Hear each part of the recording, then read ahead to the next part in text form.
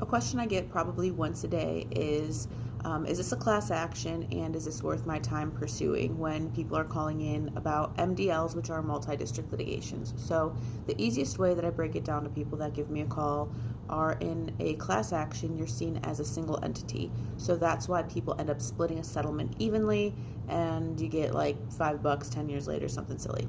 With an MDL, these take a little bit longer, but all of the cases are seen individually.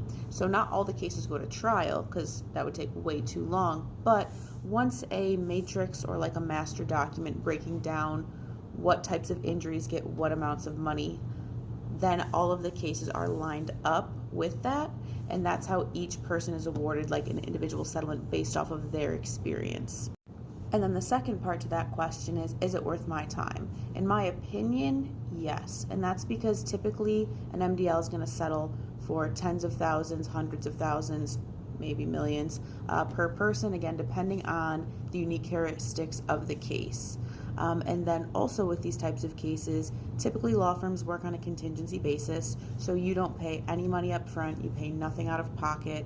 Should a settlement be reached, your attorneys get a percentage of that, you get the rest, and they typically do all of the legwork. They'll send over medical release forms or questionnaire packets. They can pull all of the documents they need to file in federal court for your case. So most of the time it's calling them, explaining your situation. They say, okay, this is something we'd like to investigate further, and then they take it from there. Should settlement not be reached for any reason, of course, always read over any retainer agreement you sign, but typically at that point you would not owe any money for the review. The risk of pursuing this is on the lawyers and the law firm, and that's why they do it on a contingency basis, and that's why they get a portion of the settlement at the end. It's also important to note that if you call, one law firm and explain your case and it's not something that they're evaluating, it does not necessarily mean you don't have a case.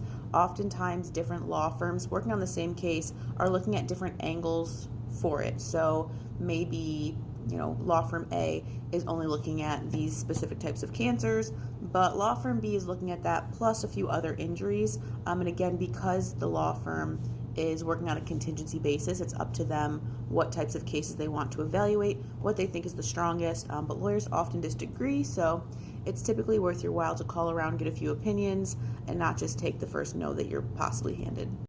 If you think you may qualify for an MDL, reach out to different law firms and inquire.